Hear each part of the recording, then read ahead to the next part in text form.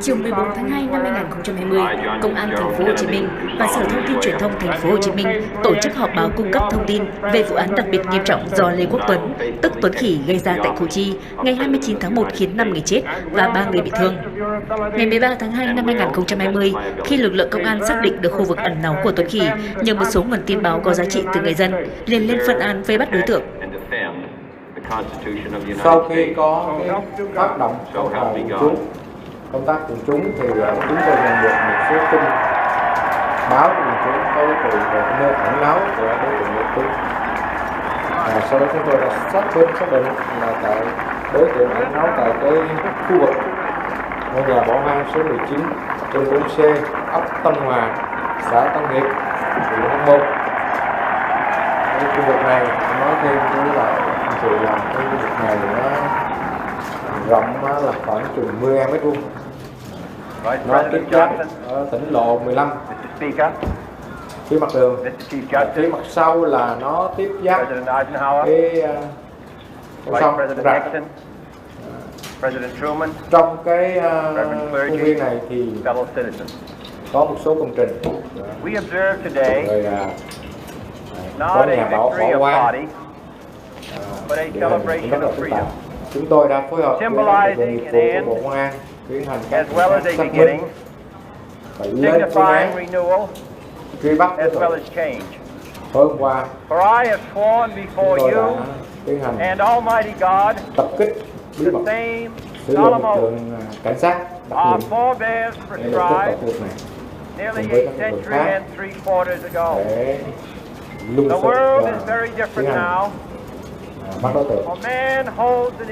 Thì trong quá trình truy bắt thì đối tượng liên tục chống trả quyết liệt và tìm cách tẩu thoát, và đối tượng đã bắn ba phát. Một phát thì đạn led, hai phát nổ, và mặc dù đã siết chặt vòng vây, truy xét rất liệt với cái địa hình rất là phức tạp, ban đêm trời tối, thì đối tượng này cũng phải nói là cũng rất là thông thạo và tìm cách lợi dụng địa hình địa vật để không chịu đầu hàng. Đại tá Nguyễn Sĩ Quang cũng cho biết thêm, trong quá trình vây bắt Tuấn Khỉ đã bảo đảm tuyệt đối an toàn cho người dân và lực lượng tham gia truy bắt đối tượng. Nhiều câu hỏi được phóng viên đặt ra như bắn bao nhiêu phát đạn đều tiêu diệt Tuấn Khỉ, nơi bắn hạ Tuấn Khỉ, vai trò đồng phạm Lê Quốc Minh, Phạm Thanh Tâm. Đại tá Nguyễn Sĩ Quang cho biết do chưa có kết quả khám nghiệm tử thi và kết quả khám nghiệm hiện trường nên chưa thể cung cấp thêm những thông tin này. Trước đó, như báo Thanh niên đã đưa tin, sau khi tiêu diệt Tuấn Khỉ vào tối 13 tháng 2, cơ quan công an đã vào nơi Tuấn Khỉ bị tiêu diệt và thu giữ được khẩu súng AK, còn 9 viên đạn được nạp sẵn trong súng. Khuya 13 tháng 2, lực lượng chức năng đã lấy mẫu máu của Tuấn Khỉ để giám định và khám nghiệm hiện trường từ khuya ngày 13 tháng 2 đến sáng 14 tháng 2. Thi thể Tuấn Khỉ đã được chuyển về Trung tâm Pháp y Thành phố Hồ Chí Minh để phục vụ công tác điều tra.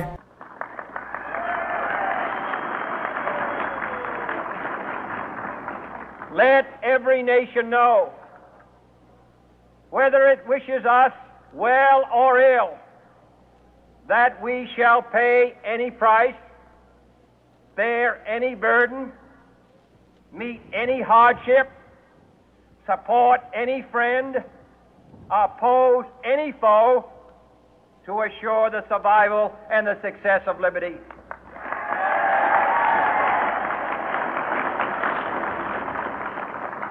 This much we pledge and more.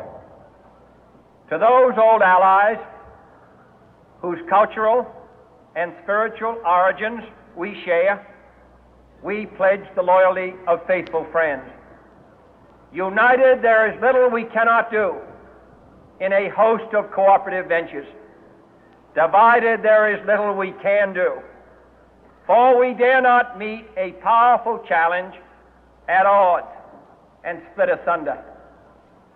To those new states whom we welcome to the ranks of the free, we pledge our word that one form of colonial control shall not have passed away, merely to be replaced by a far more iron tyranny. We shall not always expect to find them supporting our view, but we shall always hope to find them strongly supporting their own freedom, and to remember that in the past, those who foolishly sought power by riding the back of the tiger ended up inside.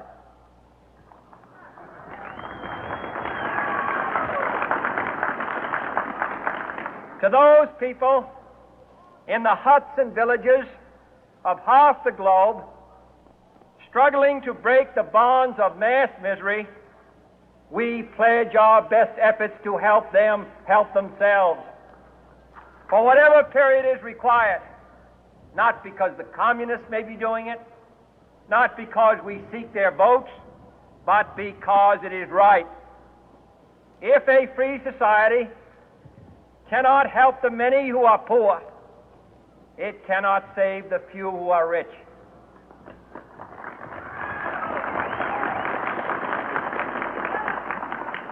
To our sister republics south of our border, we offer a special pledge to convert our good words into good deeds, in a new alliance for progress, to assist free men and free governments in casting off the chains of poverty. But this peaceful revolution of hope cannot become the prey of hostile powers. Let all our neighbors know that we shall join with them to oppose aggression or subversion anywhere in the Americas. And let every other power know that this hemisphere intends to remain the master of its own house.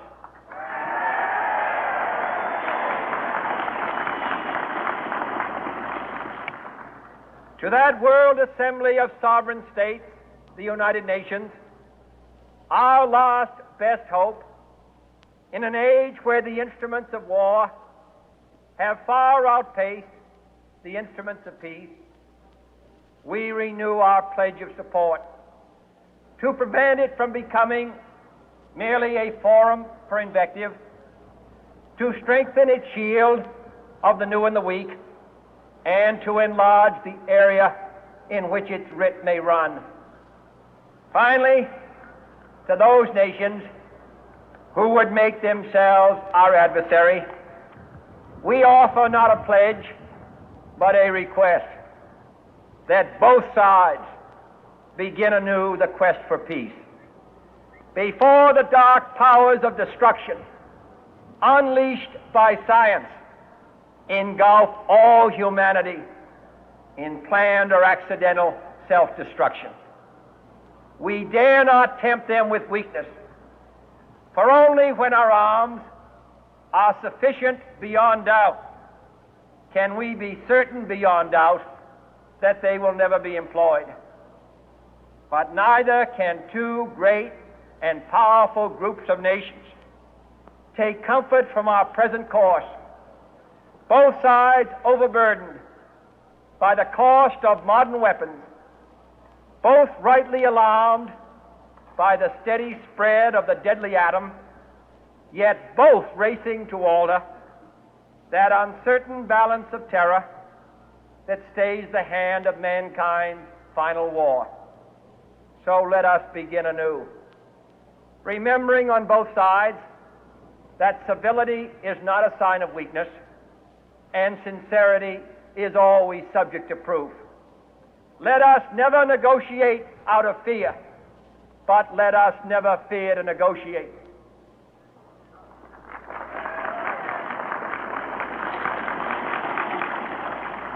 Let both sides explore what problems unite us, instead of belaboring those problems which divide us. Let both sides, for the first time, formulate serious and precise proposals for the inspection and control of arms, and bring the absolute power to destroy other nations under the absolute control of all nations.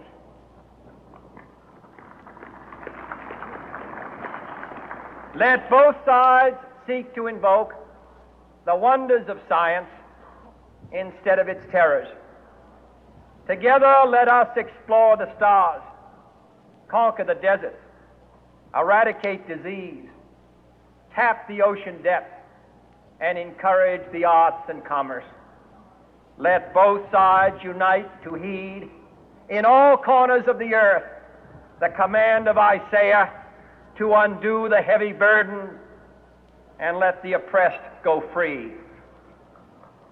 And if a beachhead of cooperation may push back the jungle of suspicion, let both sides join in creating a new endeavor, not a new balance of power, but a new world of law, where the strong are just and the weak secure and the peace preserved.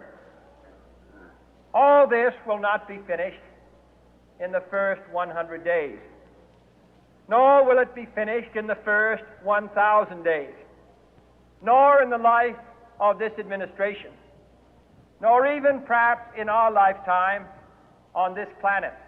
But let us begin.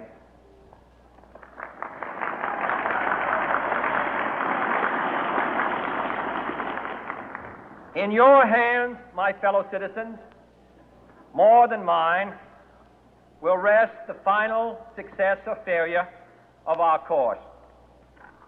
Since this country was founded, each generation of Americans has been summoned to give testimony to its national loyalty.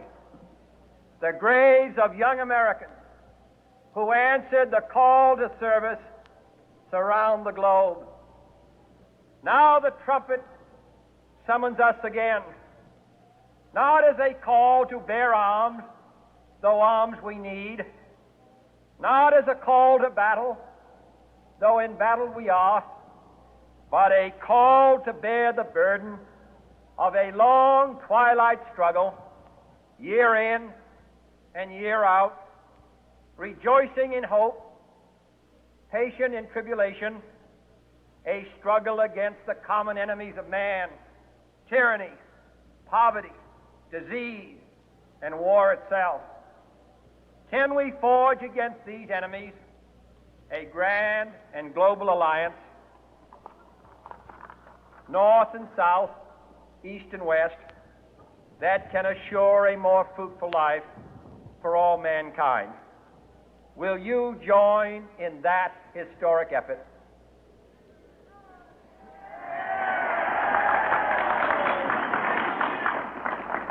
In the long history of the world, only a few generations have been granted the role of defending freedom in its hour of maximum danger. I do not shrink from this responsibility. I welcome it.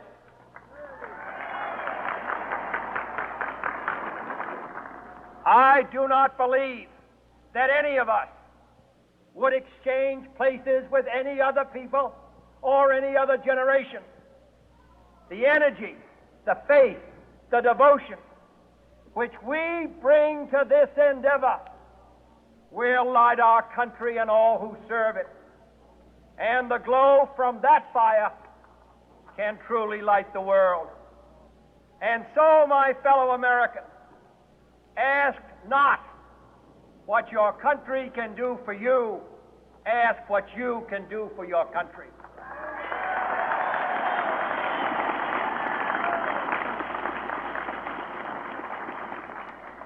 My fellow citizens of the world, ask not what America will do for you, but what together we can do for the freedom of man.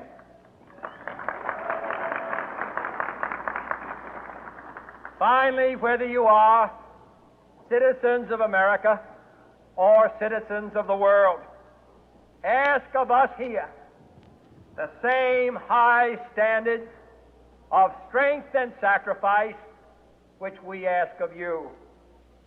With a good conscience, our only sure reward, with history the final judge of our deeds, let us go forth to lead the land we love, asking His blessing and His help, but knowing that here on earth, God's work must truly be our own.